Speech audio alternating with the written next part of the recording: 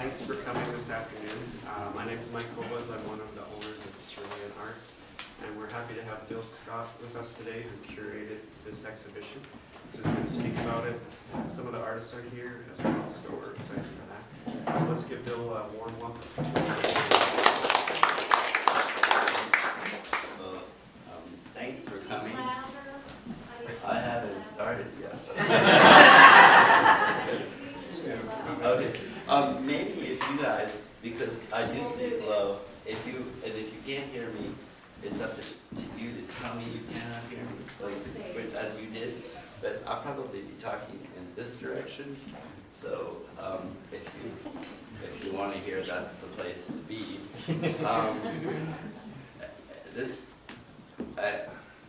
I think this is the sixth show I've done here. Mike and Tina, who I think you all know, who Tina right here with the camera, and Mike here, have indulged me and let me organize shows. I'm always looking for sort of a community that I think will last forever, but it lasts in little moments. And so the first show I did here was, there was no real theme, or the theme ended up being with a lot of people who I had, different times I've been in Paris, who've been in Paris at the same time. One is Loup, who has the show opening next door. And it was fun because it was sort of like who I had lunch with once and then who they had lunch with the next week. And so that was the show, more of a, I don't know, John Cage type of show. So, but this show is also about friendship. But when I was a kid, I always wanted to, I didn't know I wanted to be a painter, but this is by a Swedish painter named Tony Rose, who I know from Paris, but for some reason I realized this morning she wasn't in the Paris show. But and once we were going to trade pictures, and the picture I picked by her was of a woman, very, very beautiful and kind of quirky, and she said to me, "This is the one painting I can't give away. It's the first painting I ever did, and it's my muse, and I won't be able to paint unless she's with me." And I thought, that's really good. So, but she did this painting later. She did a bunch of paintings of my mother with her boyfriend Bill, who they used to dance, and before I was born. And my mother was a ballroom dancer. And she always talked about how it felt to dance. And later when I met painters, they would talk about how it felt to paint, like you sort of like kicking a football when it went right. You kind of had that adrenaline rush. And so I think my way of looking at painting is much, and picking pictures is much more from here than from an academic stance or something I could justify with words. So since this is, I'm talking too much about myself, but so my mother was a dancer, her mother was an actress, and her parents were both opera singers. And they were all really good, and they worked with like really incredible people. And they all quit because they said they didn't like the people. And I thought, that's stupid. And then once I got into the arts, I thought, I can see that. So, when I was in therapy a long time ago, once my therapist said to me, "I don't know if it's you or the people you meet." And then about 2 months later, she said, "You got to remember you're in the arts. It's full of self-involved narcissists. There's no treatment for that." So, but when I got a year out of school, or when I went to the academy, and the first day, the dean, who was a wonderful guy then, said that 1 year out of school, which would be 5 years, hence from that day, only 10 of you will still be making art. And 5 years after that, only 5 of you will still be making art. And I thought, that's baloney. But of course it was true. And when I started working in a gallery after school, I loved organizing shows, and I was going to try to make it as impossible as I could for any of my classmates to quit. So I gave as many of them shows as I could. And some of them it worked well, and some of them, even though it went well, they quit anyways. And I realized, like, you can't make people keep making art. And some of the people who are, like, appear to be the real zero are the ones that actually end up doing it. And by the same token, in organizing these shows, I think what Mike and Tina do here at Cerulean is really important. So I wanted to make it as difficult as I could in my own way for them, so they couldn't quit. And when I was a kid, teenager, still in high school, I went to school in Philly, and I used to take walks. And I discovered art galleries, which I didn't know existed. And at the, what's now University of the Arts, there was a memorial show, I think in 1973, for Mitzi Melnikoff, who's the one painter in the show I'd never met, who died when I was in high school. And I loved her work. And I remember thinking, like, I mean, at the time I loved Fairfield Porter, I loved Alice Neal, I loved Elmer Bishop, that was sort of. And I always thought I'd be a figure painter. And she was a figure painter. And I'd been to the Barnes, and I liked Matisse, and I thought, well, I could see what she was looking at, but I could also see that it wasn't them. And I find for myself, when I see something I love, I usually, the first thing, I love the way I feel when I look at it, and I mistake the feeling for the appearance of the picture, and I go home and I try to paint the picture, and I wonder where the feeling is. And so I've learned a long time ago it's not about replicating the image, even though that's what I'm sort of drawn to do. And in a way that might be why I'm no longer a figure painter, because I love looking at figure paintings, and I love the company of having a model, but I don't think, I don't know, that was a tangent that didn't come full circle. So another painter I met at that same time, though, was Lydia Hamilton Brown, who has a show next door. She was a student at the Academy, and I remember seeing her work at Rittenhouse Square Art Show, and she was really friendly. And she painted big drawings of, like Jimmy Luger's work, abstractions. So, but I later met Jane Piper too, and she was a good friend of Mitzi's. And she would say that she and Mitzi would drive to New York from the car, one of them would say, what would you do with this landscape if you were painting it? Would you leave that dome in, or would you take it out? And Jane said that Mitzi would always leave it in, and Jane, if you know her work, of course took it out. And so that was, you know, as a kid, that was a good lesson, and it's something I still think about. And then one of the thrills for me of doing this show was that of asking Joan Baez if she would put some drawings in, and she said yes, and I was like, I thought, wow, this is terrific. And then I didn't hear from her for a long time, and I thought, just be philosophical about it. But then she came back and wanted to do it, and kept sending images, and was drawing like really at warp speed, and it was great to see them. And so she's been here for me as an artist longer than any other artist I know.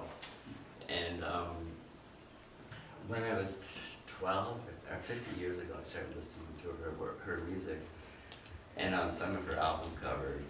And there were a lot of articles on her in magazines then. There were drawings of hers reproduced. And at the time, she was doing drawings that you sort of, I said to them too at that point, where you look at what you're drawing, but you don't look at the paper. And there's always something so much more accurate about them than something you look at that becomes a picture, but a picture of a picture. But when you're just doing it, sort of, I don't know what, when you're really attentive in that kind of way, they come out more real for me. And so I wrote her a letter, a fan letter, when I was 13, and I told her, in addition to her music, I liked her drawings a lot. And I was astounded when her aunt sent me back an envelope with a drawing that she done of a man seated in that way. And I framed it and hung it on my wall. It was the first picture I ever hung up by anybody, and I still have it hanging up. So it felt right to ask to have her be in this show. And the drawing I have, or the self-portrait I have around the corners with another one of hers, she got to have 5, so yeah, I know, and nobody complained. So the one I did of myself was kind of in that way, where you don't look, but you just draw. I mean, you look, but you don't look at the paper. And I think one thing, I don't know that this comes from my own painting, but she once said in an interview that when she sings, she spends half the evening trying to get the audience to forget the sadnesses of the world, and she spends the other half of her time getting them to remember them. And I think that's sort of what painting is about to me, like to kind of suspend disbelief and then to believe again. Or maybe believe and then not believe, I'm not sure of the order. And in recent drawings, these drawings were done in March of this year, and she draws them upside down now. She also does paintings, but they're portraits, and they're all from, the recent ones are all from photographs that are famous photographs. So for me, they're a little bit like covering, like singing someone else's song. But it's one thing in song. It's harder for me in visual arts. I'm much more like astute to visual imagery. I understand it better than I understand other art forms on an intuitive level. So, am I going too long?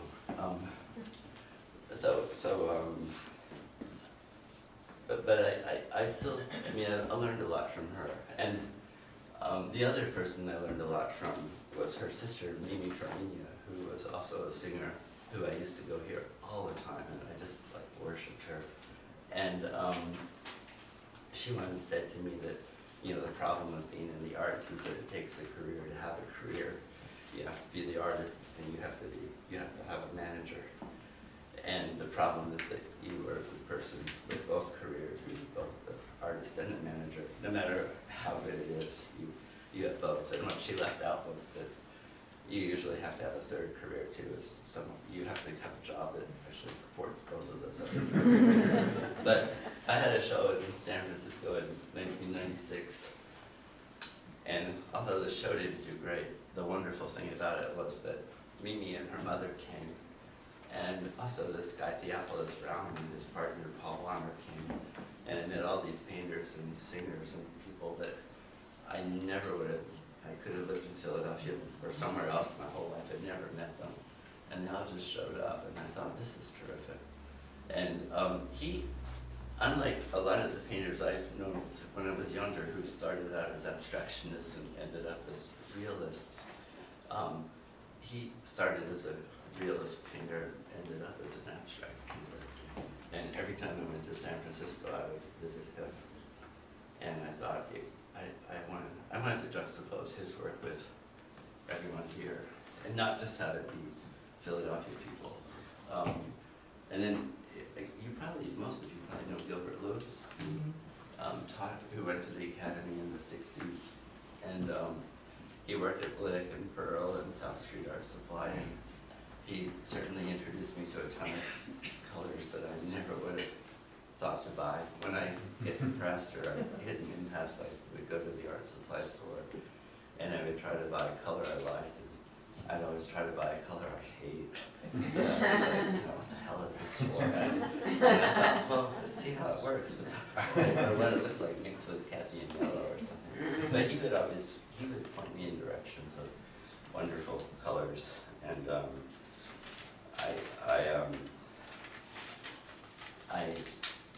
I really respect his work tremendously.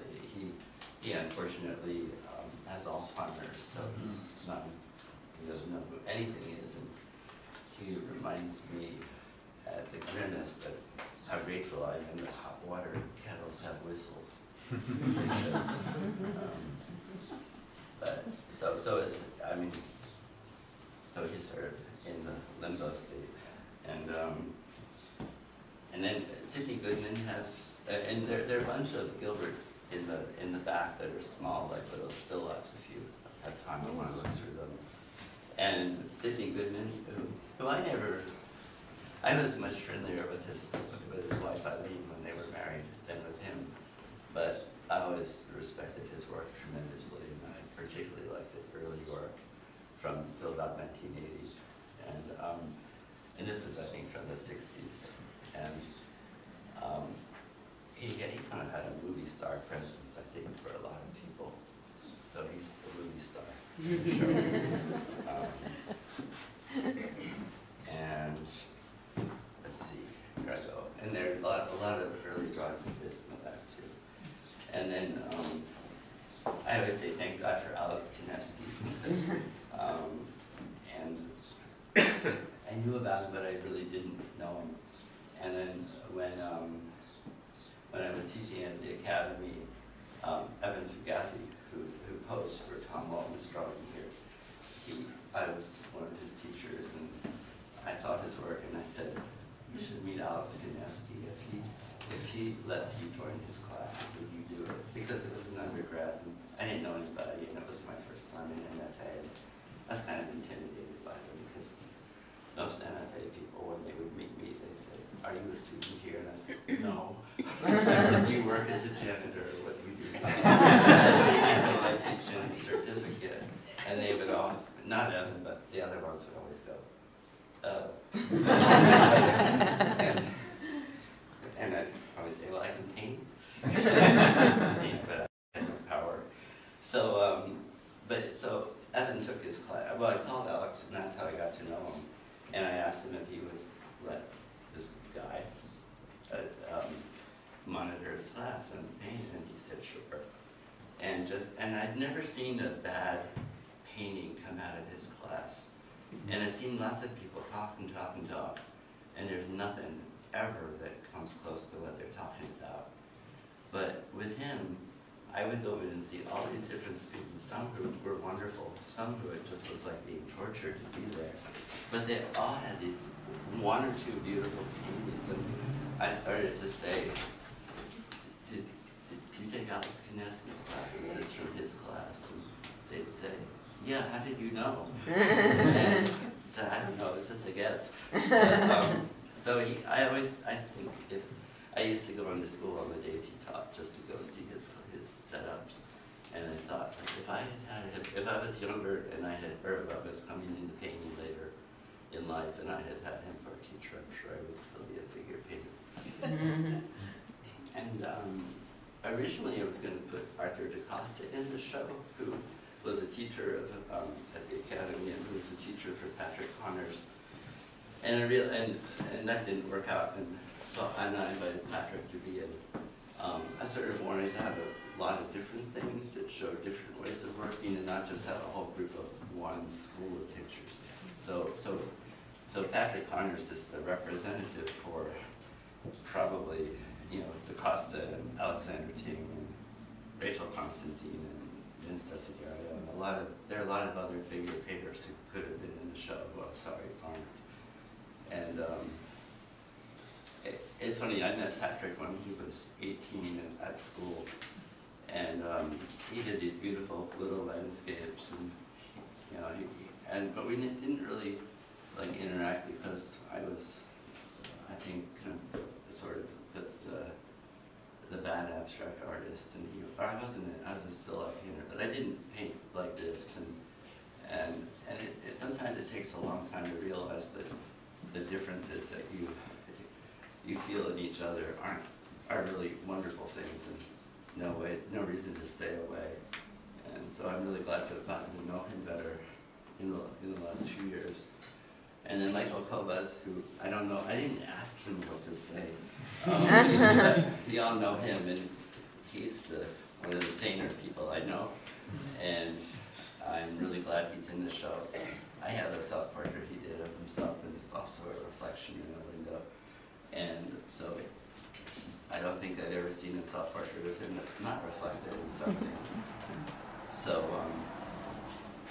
but he is also the most transparent man I know. So very trustworthy. And then the one person I feel very badly about not putting in this show, I'm going to stand here because I'll be talking to the wall otherwise, is Phil Geiger, who's honored, is here. But the person I didn't put in is Scott Noel, who's the person who introduced me to Phil. And I remember Scott used to talk about Phil and praise him and say that Scott's use of color was he used earth colors to mix earth colors, but Phil used cadmium red and cadmium green to mix a brown. And I said, well, I do that too. But Phil did it in like such a like solid kind of way. I mean, he, like Alex, I think, people see his work and they want to paint, which is a wonderful thing, which I hope all these pictures have. To me, they have. But I mean, I look at some things and I just think like, oh, that must have taken forever to do, and there's no pleasure in it. And I think if you don't have pleasure, I mean, I can't, even if it's the pleasure of being miserable, I don't know why you would do this if it wasn't pleasurable. And the sense of pleasure of making a painting really comes off as painting. And the reason, this is his former kitchen in Charlottesville, and now he lives in this beautiful house in Stanton, Virginia, that's like a painting set. It's just, every room is a setup for a painting. I don't think you even have a couch, do you? Yeah, they don't, he says no. So, unless it's for models. So, and the reason, actually, it was sort of a last minute thing, the way, you know, you start out with an idea and the idea changes. I saw on Facebook that the painter Martin Campos wrote that, who was a student that I worked with 12 years ago, I think. And he wrote that he was somewhere, and he posted one of Phil's paintings and said, I finally saw my first Phil Geiger painting in person. And I thought, where have you been? And then I thought, well, where would you have seen it in those 10 years? And I forget that, you know, I see something and like, you know, like Joan Strong stay with me forever, but, you know, most people wouldn't know. You know, you don't know unless you're there at the moment. And I never would have heard of Mitzi Nolenkoff unless I was taking a walk in March of 1973 down Broad Street. And if I hadn't gone in, I probably still didn't know who she was. I'm going to trade places with you guys. So, I don't know if this is interesting. I hope it is. And, or it gives me a different way of looking at the pictures. But, so Laura Velez lives in New Orleans, but she's where she's from, but she came to the Academy about 10, 12 years ago for an MFA, and I didn't know her, but because she was making art installations, and art installations to me were things where everything had to be explained verbally, and I'm not really that interested in art installations because I always tease that I've cleaned up so many dead people's houses that I can't look at art installations because they don't have the depth of the gravity that a real person's place has where they've left. But so Laura went back to, she had been a painter before that, and when she went back to New Orleans, she started painting. And I was talking to her husband who did this drawing, and he said that this painting started, it's a portrait of her mother with a dog that he and Laura used to own, and that the smoke was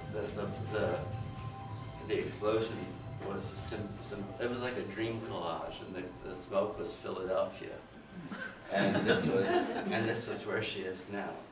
And, wow. Yeah, that makes sense. And I'm usually, the one thing I'm always sad about is when people leave, but in her case, I think it was really good because and I love the painting. Well, I went down there last year and stayed with them, and I slept in her studio. And this was on the easel, so I was looking at it all the time. And over the course of a few days, I thought, I like this. So, and then this is a portrait by Tom Walton, Barb's husband, who I met at the Academy actually when I went there with Phil Geiger, and we were walking around looking at people's studios and for killing time for something. And when I was there, the studio walls didn't go all the way up, so I realized later you couldn't hear everything everybody says to everyone. So, but luckily I didn't know that yet. And, so the guy we were with left, and Phil and I were standing there with his wife Liz, and this guy came out of his studio really sheepishly and said, would you look at my work too? And I said, sure, you know, kind of, what the hell? And we went in, and it was like the one thing that made the day extraordinary. And he was doing this big vertical portrait of his little brother in an overstuffed chair, dressed in shirt, t-shirt, and pants, and he had bare feet. And it was just like, it was like, you know, it was like a perfect painting. And I thought, where have you been? and so we became friendly after that. And then when Phil and I left and we were walking around the corner, I didn't know his little brother was there, and he was in the bathroom or somewhere, and he was coming back to the studio to pose. And we saw him, and we all went, oh, like involuntarily. So I was, and I was talking to Tom about this, and I was asking him what all the notes were, and music is pure form, and Wittgenstein, and he said, oh, I guess we were talking about Paul Wittgenstein, the Austrian composer, which I thought was kind of funny because I thought by juxtaposing these two pictures, because when I asked Nancy Cook why it was called, why the title of the picture is a mirror, whether this is a mirror, and she said, well, that could be a mirror. The way he said, we could have been talking about it. And I realized, like, that's what I like about painting, is that it's not so specific and not so nailed down, and that it's open to interpretation. And just the way I remember there used to be Matisse shows on people who responded to Matisse's work in contemporary art, and I'd always think, like, what do they have about it? Why are they in this show?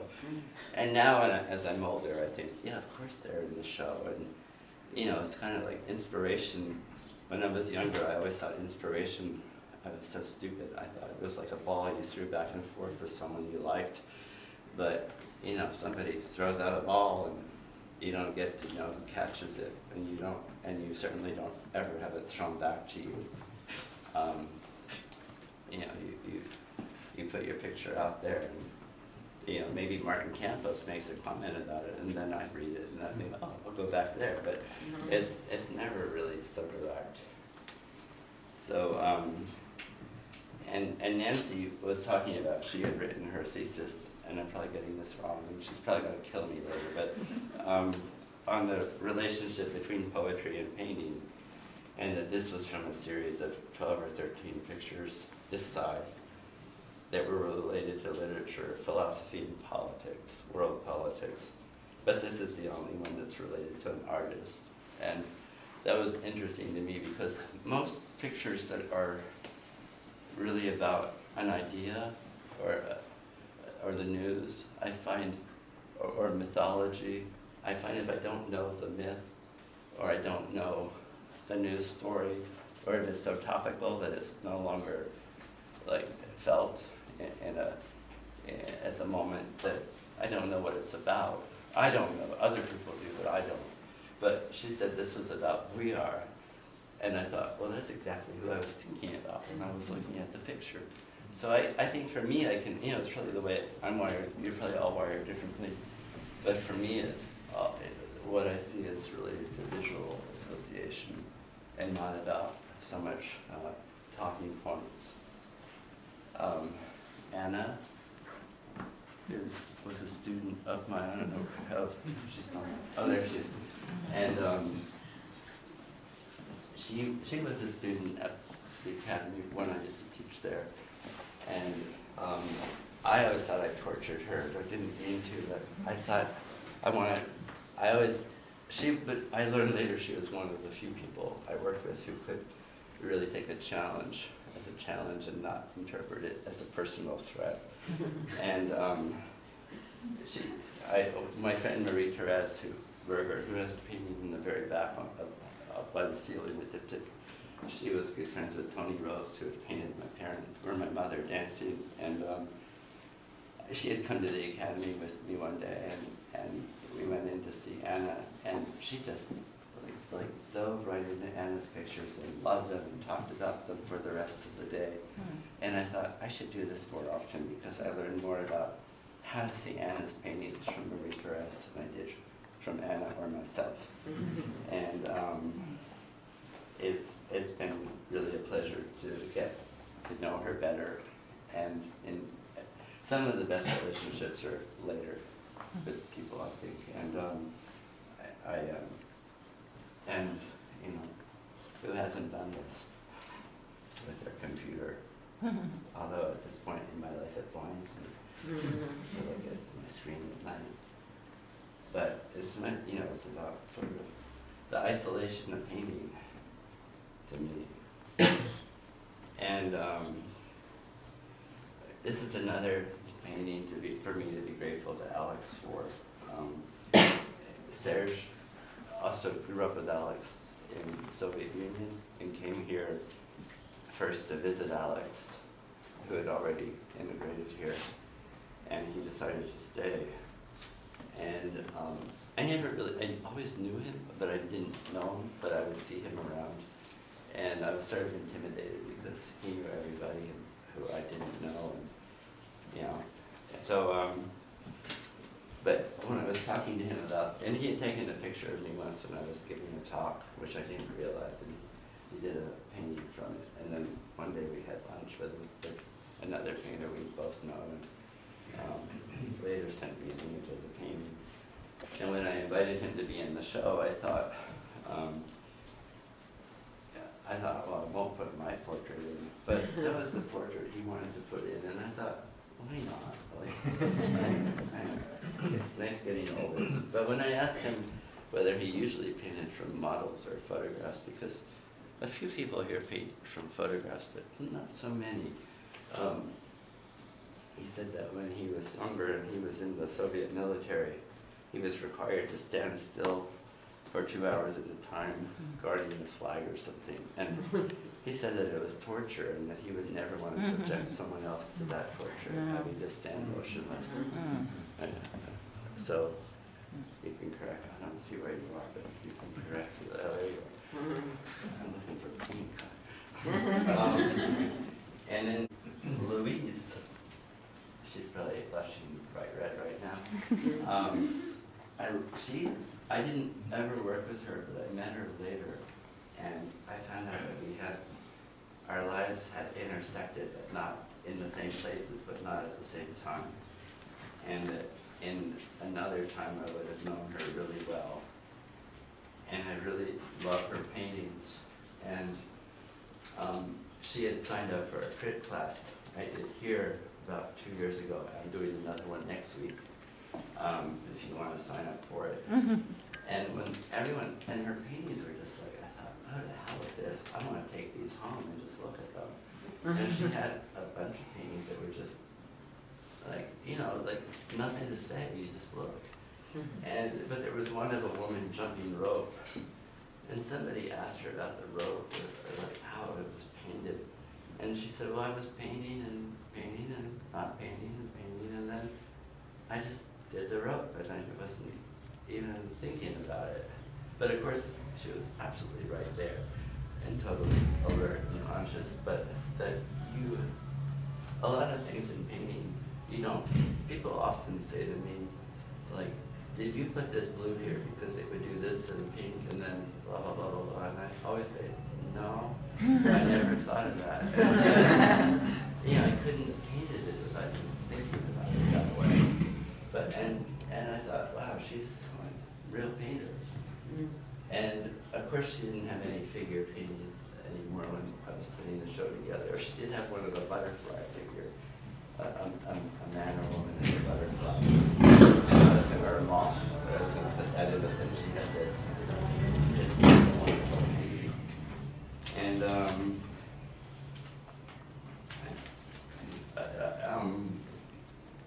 this is Josiah's Figurative, I think you say it. And I didn't meet him, but when I used to go to the academy, and this print was hanging in the lobby, and I just would stop and look at it every time I went in, and it was the only thing that got me to stop in the lobby. And I just loved it, and I thought, wow, this is probably a boring talk. This is beautiful. But to me, this was beautiful. And it was, when I invited him to be in the show, I said I would really like to include this print. And it wasn't his most brand new picture, but he agreed. And then it wasn't until we hung the show that I realized, I mean, I saw this ahead, but I don't see the subject matter so much. And I didn't realize it was his hands drawing his shadow of his head on the page. So in a way, it's the most abstract thing in the show, and in another way, it's the most representational. He's not here today. He's about to go to Vermont Studio School for a couple of weeks, but for a residency. But he is born in Spain. He moved to London. His parents weren't particularly interested in art, but they were all scientists, I think, and he went to London to visit someone, and he found out about an art school there and went to the art galleries and decided he wanted to go to art school. And he lived there for a few years, and he worked in a hotel part-time, which was owned by wonderful people who let him live there and work half a day so he could go to art school, which is sort of like out of the movies at this point. And he met the woman who there 14 years ago, who he's now married to, who's American, and they live here now. And he's somebody I'm hoping to get to know better. And then Mika Thurin, who was a student at the Academy, and she's married to Ben Pescion, who has paintings in the back. And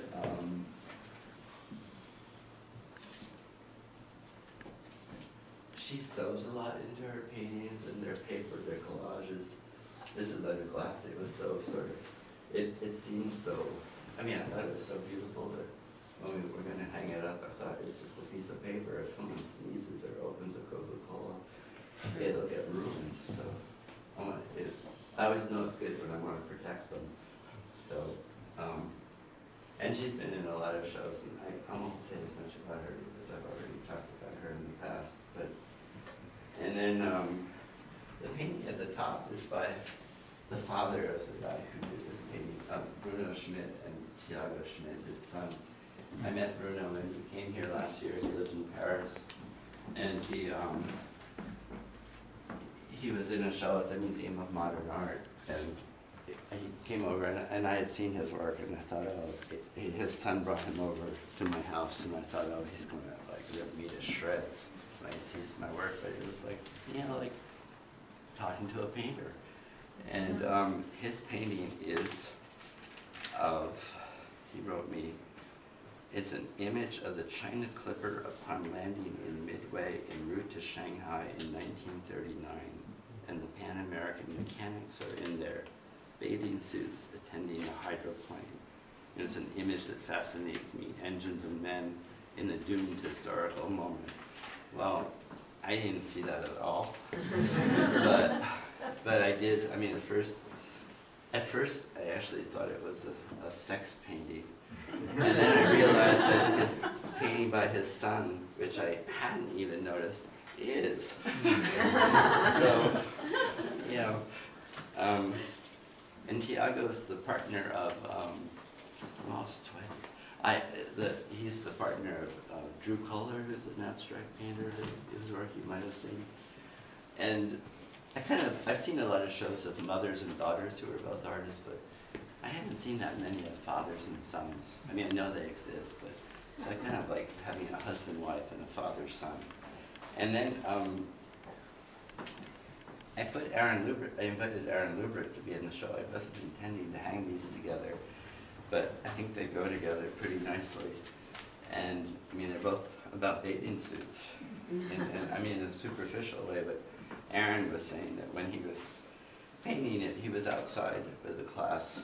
He lives in Louisville, and he was outside painting, and that while he was out there with his class, he saw these friends of his son out swimming, and they came up to him curious about what he was doing, and he asked them if they would pose for him for 2 at a time for 20 minutes each so that he could paint them in the landscape that he was painting. And he said after interacting and painting them, it dawned on him that he and his wife are probably overprotective of their son, who's the same age as these kids. And so henceforth they decided to allow their son more freedom and independence so that he could go out and play with these kids and do what they were doing. So I thought it was sort of a nice juxtaposition to have the doomed historical moment with the wonderful opening a door moment. And then the last painting is Mikael Ellen, who everybody in the world knows because he works at ANC Craftsman. And if you, he's probably shaking. And I'm shaking because I want to say the right thing. But I met him through Mark Green, and I probably wouldn't have otherwise, because like most of us, he paints at his house, and unless you go to someone's house, you don't see what they're painting. But they work together at the old Haas Art Supply store. And at one point, the three of us went to New York to see, I'm trying to figure out, I asked Mark if he doesn't remember, but Bonar or Balthus or some other show. And we had dinner together, and he regaled us with these stories about Miles Davis, who he used to work with. It was sort of his personal handler, and taught him to paint. And it all sounded both good and a little harrowing in moments. But, you know, any relationship is. So, and I was going to put one of his Miles Davis things in the show, but then I was afraid with John's drawings that it would seem too much about an idea. So I put this one in because somebody asked me what I want to paint once, and I said, I don't think you can do it. I can do it, but I want to paint something about kindness, because we live in such an awful time. I mean, it's a good time, but it's also awful, and it could be worse, or it might be worse. So, so I think, and I think all these have a kind of inert kindness to them, or at least I'm hopeful of that. And at that, I'm going to suggest that you go next door and see Ruth Formica's show, Liz Price's show, Lydia Hamilton Brown's show, Diane Perry's show, and another show. Who's the other person? Susan D'Alessio. Oh yeah, Susan, yeah. So, and if anybody has questions, feel free to ask me. And Mikael's here, Aaron's here, Phil's here, Mike Kovas is here, Phil Backer's here, Anna's here, Nancy Cook is even here, and Serge and Louise are here. So I should have said he's not here, but I hope you'll all meet each other and you'll enjoy looking at the paintings and hang around and support this wonderful place. Thank you. Thank